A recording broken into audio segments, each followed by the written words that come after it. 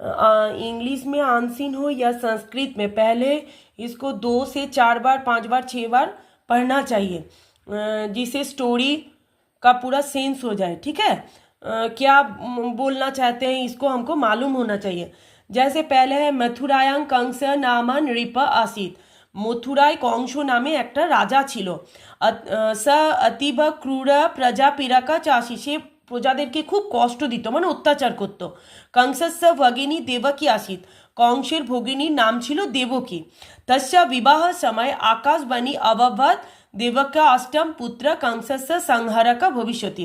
আকাশবাণীতে বলা হয়েছিল কি, আকাশতে যে অষ্টম যে পুত্র হবে দেবকীর, সেই কংসের মৃত্যুর কারণ, মানে কংসকে বধ সেই করতে পারবে, মানে অষ্টম পুত্র যে পরবর্তীকালে শ্রীকৃষ্ণ কংসকে বধ করবে।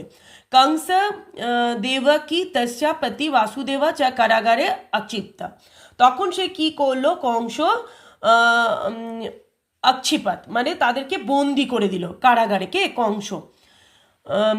কারাগারে এবার শ্রীকৃষ্ণের জন্ম অবভাত, সেই কারাগারে শ্রীকৃষ্ণের জন্ম হলো। বাসুদেবা শ্রীকৃষ্ণ নন্দ গৃহম আনায়াত, বাসুদেব তাকে শ্রীকৃষ্ণকে কোথায় নিয়ে এলো, নন্দের গৃহে নিয়ে এলো।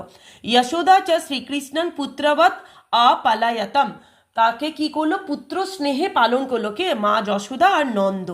শ্রীকৃষ্ণ স্বলীলায়া জনান বিস্মিতান অকুরাত, সেই শ্রীকৃষ্ণ তার শৈশবের লীলায় লোকজনকে কি করেছিল না, বিস্মিতভাবে কি করেছিল, মানে অবাক করে দিয়েছিল আর কি। হ্যাঁ, তো যেমন গোবর্ধন পর্বত সে কড়ি আঙুলে তুলেছিল, ছোটবেলায় শ্রীকৃষ্ণ যে করেছিল, তারপর নাগ দেবতার মাথায় উঠে সে দাঁড়িয়েছিল, এইগুলো আর কি।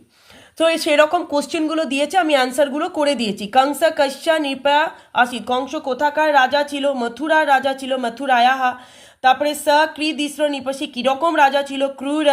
তারপরে দেবকী ক আসিত, দেবকী কে ছিল না, দেবকী কংসস্য ভগিনী আসিত, দেবকী কংসের ভগিনী ছিল। কংসস্য সংহারক ক ভবিষ্যতি না, কংসস্য সংহারক, প্রথমে এটা লিখে তারপর লিখবো শ্রীকৃষ্ণ ভবিষ্যতি।